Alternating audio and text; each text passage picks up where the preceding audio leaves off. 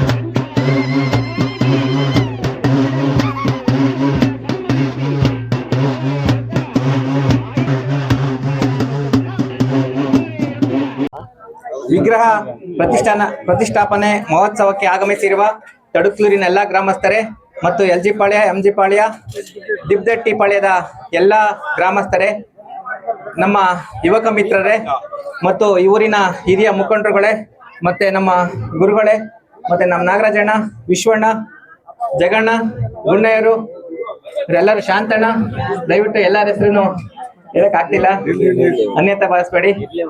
ಎಲ್ರಿಗೂ ನನ್ನ ನಮಸ್ಕಾರಗಳು. ಈ ಊರಿನ ಕರಿಯಮ್ಮ ದೇವಿ ತುಂಬಾ ಪವರ್ಫುಲ್ ಅಂತ ಕೇಳಿದ್ದೆ. ಅದೇ ರೀತಿ ಈ ಊರಿನ ಎಲ್ಲ ಸುತ್ತಮುತ್ತ ಯುವಕ ಮಿತ್ರರು ಕೂಡ ಅಷ್ಟೇ ಪವರ್ಫುಲ್ ಆಗಿದ್ದಾರೆ. ಆ ತಾಯಿ ಆ ತಾಯಿಯ ಕೃಪೆ ಒಳ್ಳೆ ಮಳೆ ಬೆಳೆ ಅವಶ್ಯಕತೆ ದೇವತೆ ನಮಗೆ ಬೇಕೇ ಬೇಕು. ಆ ದಶೆಯಿಂದ ಒಂದು ಒಳ್ಳೆ ದೇವಸ್ಥಾನ ನೀವು ಸಹ ಕಟ್ಟಿದ್ದೀರಾ, ಅವ್ರಿಗೂ ಸಹ ನಾನು ಅಭಿನಂದನೆ ತಿಳಿಸ್ತಾ, ಇವತ್ತು ಏನ್ ನನ್ಗೆ ಎಲ್ಲರಿಗೂ ನಮ್ಮ ಮುಖಂಡರುಗಳನ್ನ ಕರೆಸಿ ಇವತ್ತು ಇದೇ ದೊಡ್ಡಕ್ಲೂರು ಗ್ರಾಮದ ದಿಬ್ದಟ್ಟಿ ಗ್ರಾಮದ ತಿಮ್ಮನಹಳ್ಳಿ ಗ್ರಾಮದ ಏನು ಇವತ್ತು ಎಲ್ಲರೂ ಏಳೂರು ಕರಿಯಮ್ಮ ಇವತ್ತು ಒಂದು ಜಾತ್ರೆ ಮಹೋತ್ಸವ ನೋಡಿದೆ ನಾನೀಗ. ಆ ಗೇಟ್ ನಿಂದೆಲ್ಲ ಒಂದೇ ಸಮನೆ ಜನ ಇದೇನು ಇಷ್ಟೊಂದು ಅದ್ದೂರ ನಾವು ಬರೀ ಸುಮ್ಮನೆ ಯಾವ್ದೋ ಒಂದು ಸುಮಾರು ಕಾರ್ಯಕ್ರಮ ಅಂತ ನಾವು ತಿಳ್ಕೊಂಡಿದ್ವಿ. ಆದ್ರೆ ನಿಜವಾಗ್ಲೂ ಸಹ ಇವತ್ತು ಏಳೂರು ಕಾರ್ಯಕ್ರಮ ಆ ಕರಿಯಮ್ಮ ತಾಯಿ ಒಳ್ಳೇದ್ ಮಾಡ್ಲಿ, ಈ ಏಳೂರ್ಗೂ ಎಲ್ಲರಿಗೂ ಒಳ್ಳೇದ್ ಮಾಡ್ಲಿ, ಒಳ್ಳೆ ಬೆಳೆ ನಡೆಸ್ಕೊಡ್ಲಿ ಅಂತೆಲ್ಲ ಆ ತಾಯಿ ಮತ್ತೊಮ್ಮೆ ನಾನು ಕೇಳ್ತಾ ಎಲ್ಲರಿಗೂ ಕಷ್ಟಪಟ್ಟಂತ ಎಲ್ಲರಿಗೂ ಒಳ್ಳೇದ್ ಮಾಡ್ಲಿ ಆ ಕರಿಯಮ್ಮ ತಾಯಿ ಅಂತ ಮತ್ತೊಮ್ಮೆ ಹೇಳಿ ಇಲ್ಲೆಲ್ಲಿ ಕರೆದು ನಾನು ಮಾತಾಡಕ್ ಅವಕಾಶ ಮಾಡಿಕೊಟ್ಟಂತ ಎಲ್ಲ ನಮ್ಮ ಊರಿನ ಏಳೂರು ಮುಖಂಡರಿಗೂ ನಾನು ವಂಚಿ ನಾನು ಮಾತು ಮುಗಿಸ್ತೇನೆ. ಜೈ ಜಯ ಕರ್ನಾಟಕ.